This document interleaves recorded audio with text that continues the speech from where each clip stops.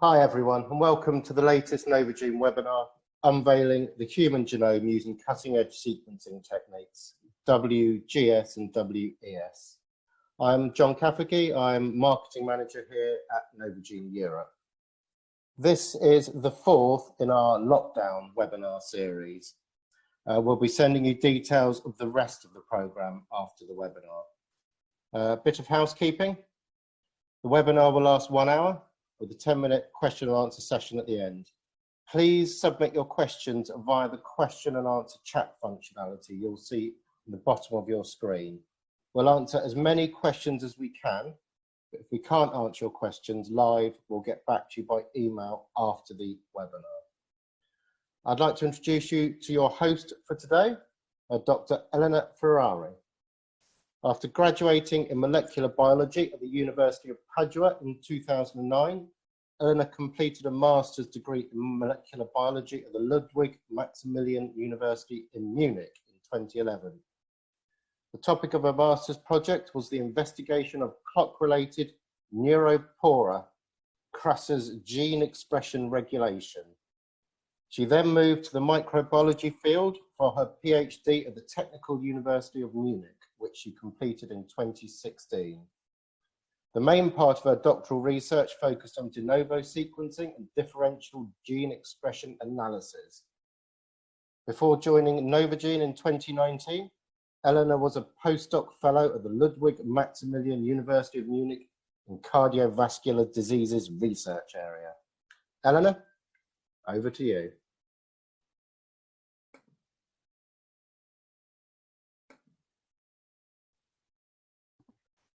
Thank you, John, for the nice introduction, and welcome everybody also from my side. I'm Elena, the Regional Account Manager for South Germany, and I'm very happy to host today's webinar. I would like to start by giving you a short introduction about our company. So, who are we? Novogene is a leader provider for genomic services. We were founded in 2011, but we are actually present in Europe since 2016. In a nutshell, we could say that our mission is the improvement of life science research, clinical diagnostic, and human health care. This is thanks to the vast range of application of our services, such as basic research, clinical diagnostic, as well as agriculture, for example. We are the largest sequencing center in the world. To give you an idea, we are able to process more than 280,000 human whole genome sequencing per year. To do this, we use the most cutting-edge technologies and machines.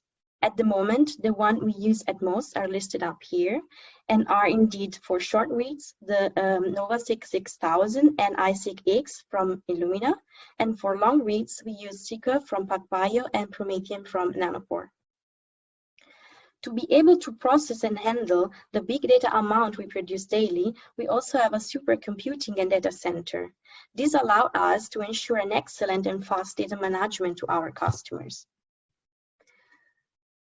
Novogene is a fast-growing company. We are present globally with labs in US, in Singapore, we have 2 labs in China, and we have 1 lab in Europe, so in Cambridge, UK. We are actually opening a 2nd lab in Europe, specifically in the Netherlands. For our European customers, we mainly use the 2 labs in China and the lab in UK. A common question at this point is, but where are my samples going? Well, the answer is, it depends. It really depends on the service. But I would like to emphasize that all samples from Europe are shipped to our UK lab. And in case of needs, we take care of internally make the transshipment in a very fast and safe way. So you don't have to worry at all about this. As for our service portfolio, we cover pretty much all fields of studies. Here I listed up some of the key services we offer.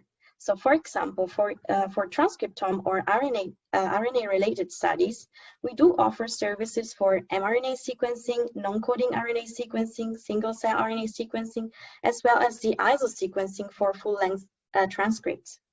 In case of animal and plant, we can offer de novo services, whole genome resequencing, and reduced representation genome sequencing. If you're working in the microbiology field, then we have an excellent experience in shotgun metagenomics, amplicon sequencing, as well as de novo and resequencing of microbial genomes. For epigenetic related studies, we do offer the whole genome bisulfite sequencing as well as the chip and rip sequencing. And last but not least, of course, we do also have services for human genome studies. And indeed, this is the focus of today's webinar, and we will see in detail our whole genome sequencing and exome sequencing services. So why should you choose Novogene? Well, we have actually 6 winning points, I would say. We offer an extremely high quality, which exceeds even Illumina's official Q30. We can process projects of any size thanks to our unsurpassed sequencing capacity. The system we use and offer are the most cutting edge from different technology to give to our customer flexibility and the best solutions for their projects. We are fast, very fast, faster than the core facilities, thanks to our high sequencing volume and our very extremely high experience. We can also offer ready-to-publish data, figures, and tables, and this is due to the fact that 40% of our staff is made by very excellent bioinformaticians. And last but not least, we are constantly improving, and at the moment we own 157 software copyrights and 27 patents. For all these reasons, we are very happy to have customers over 60 countries and from over 4,000 institutes. We are also constantly publishing in relevant journals such as Nature, Science, and Cells to give to researcher or to help researcher with the multi-omics approach. If you are interested in our publication, I suggest you to visit our website where we have a specific section for that. With this, I would like to conclude the introduction. This is our amazing team. Together we speak 15 different languages, so we will be very happy to support you in your local language as well. If you have any questions, please feel free to write us an email to europe@novogene.com. We will address your request to your local representative who will support and help you with your project. Now, I would like to hand over to my colleague, Dr. Aina Piroig. So Aina completed her PhD in genetics at the University of Barcelona in 2018. She then joined Novogene as operation manager, and recently she was promoted to the technical support supervisor role. Over to you, Aina.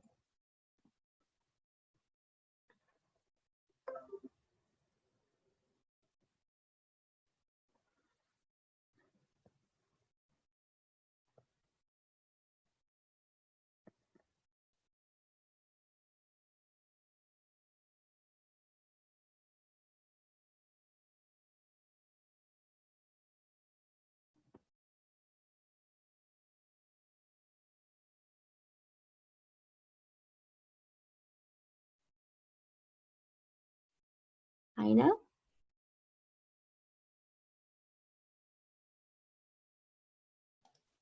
Hello. Yeah, thank you, Eleanor. Can you hear me? Okay, so I'll begin. Good morning, everyone. It is a great pleasure to be here. I am Aina, Technical Support Supervisor at Novogene. I first of all want to thank everyone for joining us in this 4th webinar from our webinar series that we have been launching since April. Today, as my colleague Eleanor already introduced, we will be talking about our human whole genome sequencing and whole exome sequencing services. As you all know, the genetics field suffered humongous advances in the recent decades, since the first genome was published in 2001. This advance has been especially significant in the recent years with the emergence of sequencing by synthesis or next-generation sequencing, making the cost of sequencing a genome to drop dramatically. Also, in the recent years, we have seen the emergence of the 3rd-generation sequencing or single molecule real-time sequencing. Several companies and platforms have emerged during this time, and Novogene is one of them. In Novogene, we are proud to have a vast range of sequencing platforms to support all your needs and the capability to sequence more than 280,000 genomes per year. In addition, after the headquarters were established in Beijing in 2011, the company has had a very rapid development, and nowadays we have subsidiaries all around the world, with presence in different locations in Asia, the States, and in Europe. Novogene has extensive expertise in whole genome sequencing and whole exome sequencing projects with a remarkable publication record. Therefore, our team of professionals are prepared to support you in your project, helping you to define the best strategy for your needs to get advantage of all the possibilities for next-generation sequencing in human DNA samples. I will structure my talk first introducing you to the different strategies and sample preparation options, followed by the workflow for both whole genome sequencing and whole exome sequencing services. And finally, I will move giving you further possibilities in advanced analysis in genetic diseases and cancer.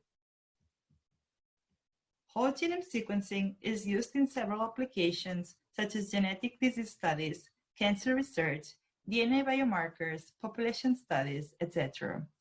And sequencing the whole genome allows to fully detect all the mutations included in its 3 billion base pairs, enabling to discover more variants and variant types.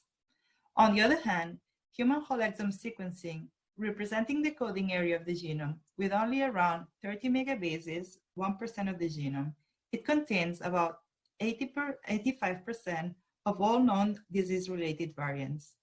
Therefore, it has the advantage of being a more cost-effective alternative to whole genome sequencing and a very useful to study rare and complex diseases, among other applications. If you look at the possibilities more in depth, we can see summarized in this table how whole genome sequencing allows the detection of more variants. However, the cost of this service is higher and the coverage lower. In the case of whole exome sequencing, we can see there is a lower cost with a higher coverage, but with a lower variant detection possibilities, and focusing in this 1% of the genome. Finally, there's the final customized option, which is targeted sequencing, with the option of only focusing on the detection of a limited number of genes of your interest, being able to increase the coverage and lower the cost to focus on these restricted genes of interest. Another aspect to be considered for your project is the sequencing depth that will depend on the specific needs of the project. Here in this table, you have the reference recommendations by the American College of Medical Genetics and Genomics, the 100,000 Genome Project Protocol, and the Memorial Sloan Kettering Cancer Center. And for example, for whole genome sequencing for rare disease, we would recommend at least 30x coverage. And for whole exome sequencing, the recommended depth is at least 100x for rare diseases and 200x for tumoral samples. After this brief information about whole genome sequencing and whole exome sequencing, let me introduce to you the general overview of a progress of a project. It all begins with you discussing with the account manager all the details and needs of your project, and eventually he will issue you an official quote. I will also be sending to you the shipping instructions for your project. Then you would send a PO, purchase order, or the signed quote as an official document and provide the sample information form. And at this point, everything will be ready for you to ship your samples. Once the samples reach the experimental center, they will always be submitted to a sample quality control, followed by library preparation, library quality control, sequencing, and the requested analysis. From all these steps, I will be giving a deeper explanation in the next section on the workflow. But to summarize, once we obtain a good data quality according to our high standards, we would be sending to you the project report and settlement and proceed to release the data to you once the payment is confirmed. Regarding the sample preparation, our recommendations are summarized in this table. We need you to ensure some numbers in terms of volume, concentration, or total amount, and also a good ratio of OD to 160 and 280. The total amount has to be at least higher than 0.2 micrograms and 0.4 micrograms for whole genome sequencing and whole exome sequencing services, respectively. However, there is also the option of going for a low input method that will be recommended to you if you see you cannot meet the standards of these tables. Samples also have to have a good quality, like you can see here in lane B. Trying to avoid samples with degradation, like in C, or with RNA contamination, like showing here in lane D, or protein contamination, as you can see here in the red box in lane E. Samples are recommended to be sent in 1.5 or 2 ml Eppendorfs. And also, if you cannot provide the DNA extraction done by yourself, Novogene also offers extraction service for different types of tissues, such as blood, oral swabs, saliva, and paraffin-embedded tissues. So now, moving to the workflow, I will begin first with the whole genome sequencing service. So after you prepare your samples following our instructions, providing at least 0.2 micrograms of genomic DNA, you will be shipping them to our experimental center. Upon sample arrival, the lab will collect the samples and proceed to execute the sample quality control for your samples, and will generate a sample quality control report so that you can judge yourself whether you would like to go ahead with your project.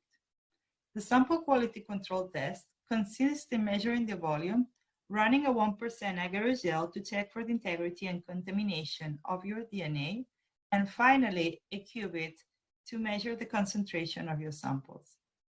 Once this is completed, the sample quality control report will be generated and sent over to you with some advice based on our knowledge and previous experience. Once you agree to go ahead with the project, we will proceed into the library preparation. During this process, the DNA will be fragmented into 350 fragments by sonication, which then will be unpolished, A-tailed, and ligated to the full-length Illumina sequencing adapters. This step will be followed by PCR amplification, and the products of the PCR will be purified using the MPure XP system. And libraries will be submitted to library quality control. During library quality control, the library size is checked. The lab chip should give a clean peak in the correct range, as you can see here in this image, for a successful library. Also, the libraries will be quantified using real-time PCR. After passing the library quality control, the samples will be ready to be sequenced in our NovaSeq 6000, following a strategy of per-n 150 base pairs. However, we can also offer to sequence long reads with third-generation sequencing platforms with PacBio or Nanopore.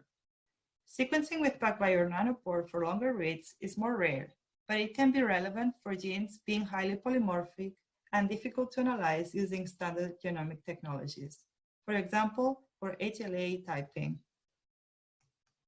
But basically, all whole genome sequencing normally run in a NovaSeq 6000 that has the capacity to run 2 flow cells of 3.2 terabytes each at a turnaround time of the sequencing run of less than 2 days, approximately 40 hours. After sequencing, the data will be demultiplexed and submitted to data quality control. During this process, all the low reads or low quality reads, uncertain reads, and any contamination will be discarded. To better understand this, you can see in the pie chart that we have the clean reads in purple, which are the vast majority, and then we would discard the reads containing N, meaning the more than 10% of the bases of the read were uncertain, reads with over 50% of the bases with low quality, and finally discarding reads containing adapters. After doing this, we would then check some quality parameters, such as the error rate, the quality score, and the GC distribution. The error rate has always a trend of increasing by the end of the read. You can see read 1 on the left-hand side and read 2 here on the right for a per-end read. This is a general feature due to reagents consumption and also can be affected by the quality of the sample. The quality score is logarithmically related to the base calling error probabilities, and therefore has the opposite behavior, as you can see here in this other image, that it decreases by the end of each read. This decrease by the end of the reads is inherent of next-generation sequencing. Quality score, though, should always be higher than 20 for most of the bases. Finally, for the GC content, the GC percentage and 80% should be matching, and therefore there should not be any GC separation or 80 separation. The only area where this does occur could be the first 6 or 7 bases due to basically primary amplification bias. You can see here in the table below the effective rate and also the quality values and GC percentage, which we expect to be in between 40 and 44%. In terms of the quality score, Q20 is the probability of having a wrong call in 100 bases, and for Q30 is the probability of having one wrong call in 1,000 bases.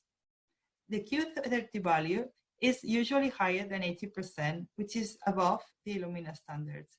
And as you can see here in this table, all samples have surpassed this value. After checking these quality parameters, we would then proceed with the alignment and then with the variant detection.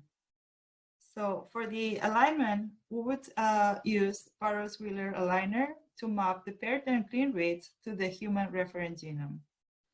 The original mapping result can be obtained in BAM format, binary alignment map file. Some tools then is used for sorting the BAM files, and then Picker utilized to mark duplicate reads. Final BAM files can be obtained after these steps, and then the coverage and depth will be computed based on this BAM. Here, the figures represent the sequencing depth. The first one shows the sequencing depth distribution of all bases, and on the right hand, we have the figure showing the cumulative sequencing depth distribution for all bases. And finally, in this one, it shows the average sequencing depth in the bar plot and the coverage in the dot line plot for each chromosome. If you look at the table below, where the alignment results are summarized, I highlighted few values. The percentage of reads mapped to the reference genome should be higher than 98% and properly mapped higher than 95%. In terms of coverage, we normally obtain higher than 98% with a 10x coverage greater than 90%. After the alignment, we then would move to the variant detection if your project requested analysis. We are able to detect SNPs, indels, CNVs, and structure variants for germline mutations. But if you're interested in also detecting the somatic mutations, we would need you to have provided pair samples to be able to compare tumor versus normal samples. And finally, after detecting the variants, we would then move to the annotation. In addition to this, here in this table, I want to show you summarized which software we use to perform the different steps of the bioinformatics analysis. I have already mentioned the tools used for the alignment, but then we use Gattaca to detect and filter SNPs and indels, DELI to detect both germline and somatic structure variants, Control-FREC is used to detect germline and somatic CNVs, Mutek and Strelka to detect and filter somatic SNPs and indels, and finally, ANOVER is used for the annotation for all the variants. For variant detection, here you have an example for SNPs, SNPs, and indels. Novogene provides two types of charts, classifying by type of region where the variant is detected, such as CDS, intronic, splicing, etc., and another one on type of variant. That in the case of SNPs would be missense, stop gain, stop loss, synonym SNP, etc. And for indels would have information such as frameshift deletion or insertion, non-frame deletion or insertion, stop gain, stop losses. And all this information of the pie charts would be summarized in the accompanying tables. For CNVs, the graph would show the identification of gains and losses of the copies. And finally, for structure variants, They are also relevant since they may form the underlying genetic basis of individual differences and have potential effect on disease and cancer susceptibility as well. They will be represented in this bar graph showing deletions, duplications, insertions, inversions, and translocations. In our project report, this information will also be summarized in a table. And finally, there is a great way to show all the genetic variants of whole genome in a visual way using circles. This graph consists in 7 rings, with each ring showing different information from your data, including chromosome location, coverage, density of the SNPs and indels, zygosity of the SNPs and the CMVs, and finally in the center, the structural variant inference. Following genomic variant detection, ANOVAR is used for the annotation of the variants. And here you have a fragment of the table that would be included in your project report. But the table is indeed quite exhaustive, and there are multiple aspects that can be detected, including protein coding changes, genomic regions affected by the variants, allele frequency, deleteriousness prediction, etc. And all this information is presented in this table that indeed can be divided in 5 different blocks. There are chromosomal regions and gene structures related to this variation, database annotation, functional prediction, basic information on the variation, and gene function pathway annotation. And to finish with a whole genome sequencing service, to give you an example of using whole genome sequencing in your projects, here you have a case study. Novogene participated in a large-scale whole genome sequencing project. In this project, the whole genome of 4,810 Singaporeans was sequenced to identify genetic diversity between 3 ethnic groups. Over 52 million novel SNPs and indels were detected in the study, and these results provided insights into population structure and evolutionary history of Asian population. Now we'll move to the whole exome sequencing workflow, which many steps are very close to the whole genome sequencing service.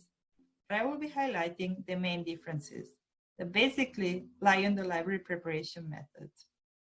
For this service, we need you to provide at least 400 nanograms. Or in case of you providing from FFPE, we would need at least 0.8 micrograms of DNA. And after you ship your samples following our instructions, sample QC will be performed at the experimental center. The quality control of your DNA samples follows the same steps as described before for whole genome sequencing. The volume will be measured. We will run an agarose gel to check the integrity and quality of your samples, and a qubit to check the concentration. And after that, a sample quality control report will be generated and sent to you. And again, once you agree to go ahead with the project, library preparation will begin. For exome library preparation, we use Agilent SureSelect V6 kit. And during this process, the DNA will be fragmented by sonication, and the overhangs converted to blunt ends. After a denylation of the 3' ends of the DNA fragments, the adapter oligonucleotides are ligated, and the DNA fragments are enriched by PCR reaction. After the PCR, the libraries are hybridized with biotin-labeled probes, and magnetic beads with streptomycin are used to capture the exons. After washing the beads and digesting the probes, the capture libraries are enriched in a PCR reaction to add index tags. The PCR products then will be purified with the Ampure XP system, and the libraries will go to library quality control. The library quality control protocol is the same as per whole genome sequencing, checking the library size with the lab chip and doing the quantification by real-time PCR. After passing this library quality control, the samples will be ready to be sequenced in our NovaSeq 6000 following a paired N150 sequencing strategy. The libraries will be sequenced according to the effective concentration of the library and the data amount needed per library. After sequencing, data will be demultiplexed and submitted to data quality control. During this process, all the low quality reads, uncertain reads, and any contamination will be discarded again. After doing this, we would then check for some quality parameters, such as the error rate, quality score, and base content. And as I mentioned before, the read quality decreases over the read length, and the error increases during the read length due to the chemical reagents consumption, and also might be influenced by the sample quality. You can also observe that there is no GC or AT separation in terms of the base content. And you can also see again in the table summarized the quality scores with the Q30 values higher than 80% in all cases. And for the GC expected for whole exome sequencing, the percentage should be in between 50 and 54, which you can see is the case. After checking these quality parameters, we would then proceed with the alignment and then to the variant detection. Again, we align the data to the reference genome using Barrows-Wheeler aligner to map the paired and clean reads to the human reference genome. And then some tools used for sorting the bound files, and finally Picker to mark duplicate reads. Then we would compute the coverage and depth based on these bound files. So again, here you can see on the left the sequencing depth for all bases, and on the right-hand side, the accumulative sequencing depth distribution. On the bottom, the figure shows the average sequencing depth and the coverage in each genome, depth in the bar plot, and coverage in the dot line plot. And also here, I just highlighted in the table with a summary of all the relevant statistics for mapping coverage and depth, some values. I want to highlight the percentage of bases mapped and properly mapped that should be over 98 and 95% respectively. Also, that the duplicate rate is normally lower than 20%. In addition, the fraction of effective bases on target should be over 60% and the coverage over 99%, with the 10x depth coverage higher than 95%. Regarding germline mutation detection, for whole exome sequencing, the same type of pie charts as in a whole genome sequencing project report are displayed, showing the region where the variant is detected, such as CDS, intronic, splicing, 3' or 5' UTR, etc. And there's also the type of pie chart where you can see the type of variant. So in this case, for this latter type of charts, we have in the SNPs, missense, stop gain, stop losses, synonymous SNPs. And for indels, we'll have the frameship insertion or deletion, non-frame deletion or insertion, stop gains, stop losses, etc. And all this information, again, would be summarized in accompanying tables, as I showed in the whole genome sequencing part. Following the genomic variant detection, annotation of variants is performed with Yanover. The information of the table, again, is divided in 5 different blocks. There are the chromosomal regions and gene structures related to this variation, database annotation, the functional prediction, the basic information on the variation, and finally, the gene function and pathway annotation.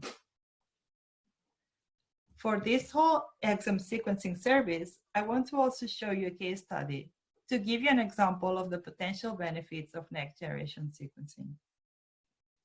Novogene participated in a whole gene exome sequencing project in which 75 patients diagnosed with different types of hepatic carcinoma participated. Whole exome sequencing and SNVs analysis were performed for all tumor samples from the patients. The results suggested that there was heterogeneity in hepatocellular cholangiocarcinoma, and this intratumoral heterogeneity highlighted the urge of multi-regional sequencing analysis to find the common driver mutations that play important roles in carcinogenesis in order to make target drug selection more precise and effective. Okay, so after this example, and to conclude with the flow of the project, after providing a project report to you, we will proceed to data release. We generally release the data providing an Amazon Cloud Lake or a hard disk, depending on your preferences and data volume. Regarding the type of files you would find when you access the data, here you have summarized the data content and the type of files included in terms of file extension. So the raw data from your reads from the sequencer is provided in a FASTQ format per read, and then an MD5 file, which is a checksum file used to verify the integrity of the data. The FASTQ format is stored in 4 lines of information, and it looks like this. So line 1 begins with an add character, which is followed by a sequence identifier and an optional description. Then line 2 shows the sequence basis. Line 3 begins with a plus character and is optionally followed by the same sequence identifier as we have seen in line 1. Finally, line 4 encodes the sequencing quality for each base in line 2, and therefore it must contain the same number of characters as bases in line 2. In the data release, we would also include a README file with a summary of the result files and explanation of the FASTQ format, as I explained to you now. In addition, there will be a BAM file and a BAM file, which is the index BAM file. Also, there will be an MD5 file, a README, and a SAMV1 PDF file, which is the sequence alignment map format specification. And then, if your project had analysis, there will be information related to the variants and annotation with its corresponding MD5 file and the README. More specifically, all the following information would be included. For empiric analysis, it would include only the germline mutations, which is here in the top part in this red box. And if the analysis was done with paired samples, normal versus tumor, the bottom information could be also provided with the somatic mutations.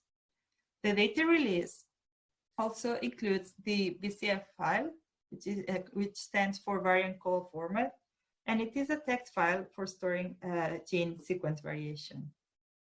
That contains meta information lines, a header line, and data lines, each containing information about the position in the genome. And also, this format has the ability to contain genotype information samples for each position. Okay, so moving to the last part of my talk related to the advanced analysis. Apart from the bioinformatics pipeline I have described to you, we can also offer advanced analysis on human genetic diseases and cancer studies. For human genetic diseases, we do the candidate variant identification doing variant filter using known databases. For trio-based, to define a genetic model to a given disease, we also give regions of homozygosity, linkage analysis, and the de novo mutation analysis. And also we can offer some other customized analysis depending on the needs of your project. I will give you some examples and the information we can provide on the advanced analysis.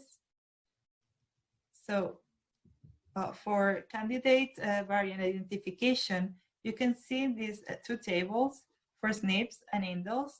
So the variants are filtered to identify candidate mutations that may be associated with diseases.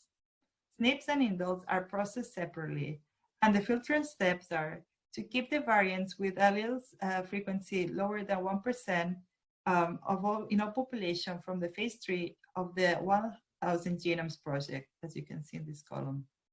Also to keep variants that hit exome or splicing regions, discard synonymous SNVs, and keep the variants predicted as deleterious by at least 2 of the 4 functional prediction softwares that are SIFT, Polyphen, Mutation Taster, and CAT, as you see here in this column.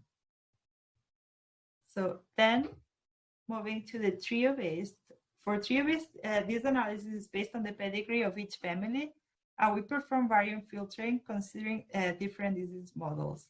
You can see in this table the statistical result of genetic model for dominant and recessive models. And related to the regions of homozygosity, It is known that parental relatedness possibly contain recessive, highly penetrant, deleterious disease-causing mutations surrounded by unusual long homozygous haplotype. And Novogene uses Blink software to detect these regions of homozygosity.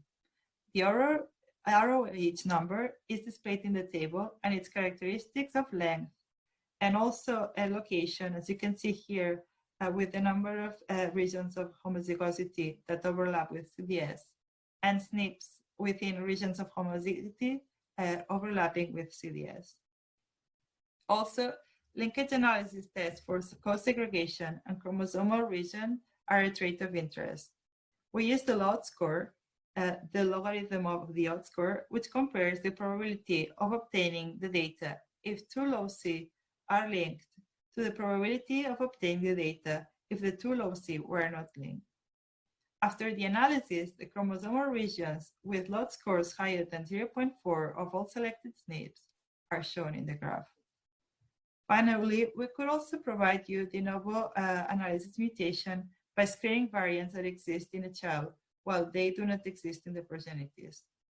In this particular case, though, this is not shown now in this slide, but we could offer it to you as well.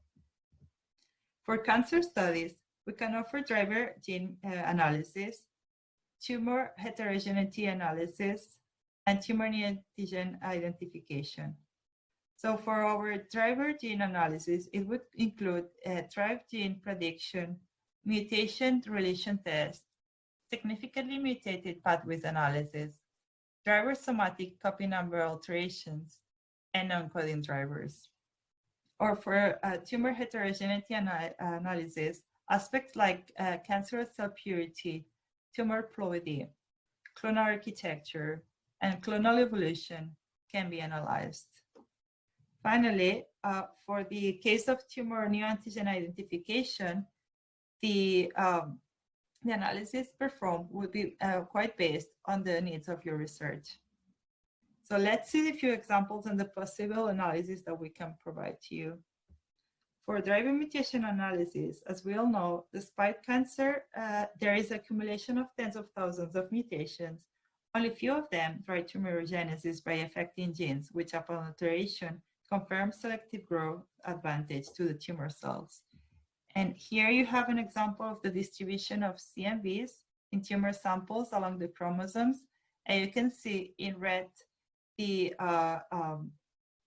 gains and in blue the losses.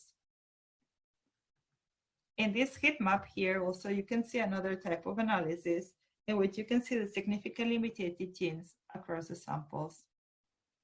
So it compares the significantly mutated genes in comparison to the background mutation rate. You can observe the sample name in the x-axis and on the y-axis a list of significant mutated genes, showing whether there is a mutation and which type of mutation. It could be splice missense, inframindle, nonsense, or shift indel. On the top bar, we can see whether the mutations are silent, nor silent, or indels. On the left-hand side, there is the percentage of sample affected by mutations in a specific gene of SNGs or significantly mutated genes. And on the right-hand side, the p-value of these SNGs. We also provide significant mutated pathways that include information from databases like KEC, BioCarter, Protein Interaction Database, and Exome. In the table, you can see displayed the pathway ID, the pathway name, the database where it has been detected, the number of samples with mutations in the pathway, the total number of mutations, and the p-value. Tumor ploidy and purity can also be detected and are shown in this table. There is a sample name, the call status, in which call denotes that purity and ploid information of the sample has been estimated, while in non-aneuploid it has not. Then purity, which is the estimated purity of the sample, meaning the proportion of tumor cells in all cells. Then ploidy, the estimated ploidy of the sample, meaning the absolute copy number of the tumor genome. Then cancer DNA fraction, which is the proportion of tumor DNA, and then subclonal genome fraction. Finally, for neoantigen analysis, one of the most relevant analyses that we can provide is the HLA genotyping. So neoantigens are newly formed peptides created from somatic mutations that are capable of inducing tumor-specific T-cell recognition. HLA typing allows to identify neoantigens and to create personalized immunotherapies for cancer treatment. And therefore, this type of analysis could be very useful. Finally, since I only have time to summarize some of the multiple analyses that we can offer for advanced tumor cancer studies, I would like to finish this part with another case study to show you again another project in which Novogene have contributed with our next generation sequencing and bioinformatics expertise. In this case, 182 Chinese hepatocellular carcinomas were sequenced. During the analysis, a number of somatic mutations were detected to correlate with early tumor recurrence after curative resection. WING2 displayed somatic mutations, copy number loss, and unregulated expression in hepatocellular carcinoma. It was also found that WING2 deficiency leads to ERK1/2 signaling activation and tumor growth and metastasis. So in conclusion, in this study, WING2 was identified as a driver for hepatocellular carcinoma and a risk factor for early recurrence.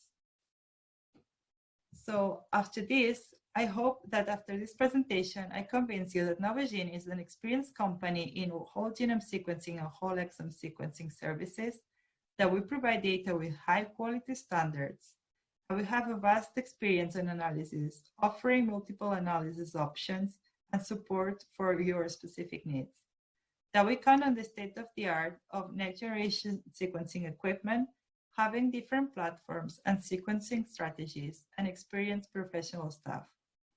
We have a large sequencing capacity, being able to sequence more than 280,000 genomes per year, as I mentioned before, and a very short turnaround time for your projects, making us one of the most competitive companies in the market.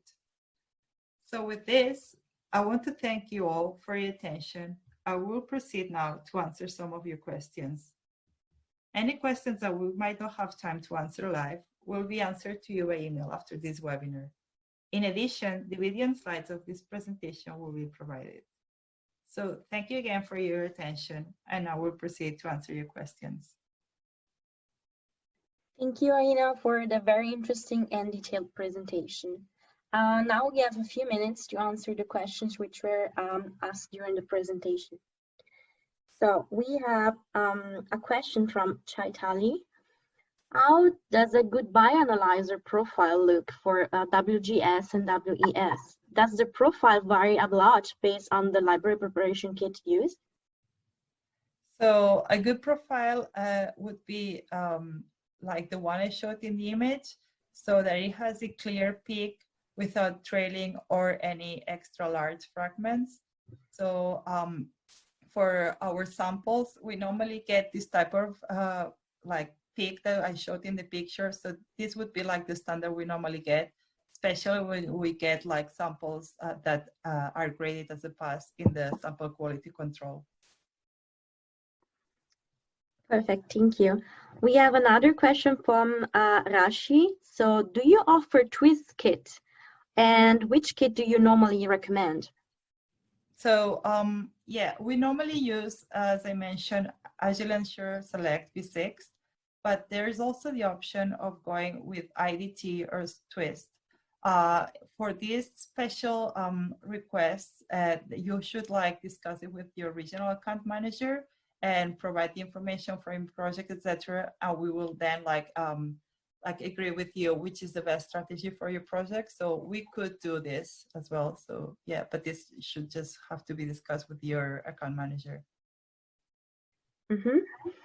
We have another question from Sarah. So she asked, would you offer whole exome sequencing services for any animals such as sheep?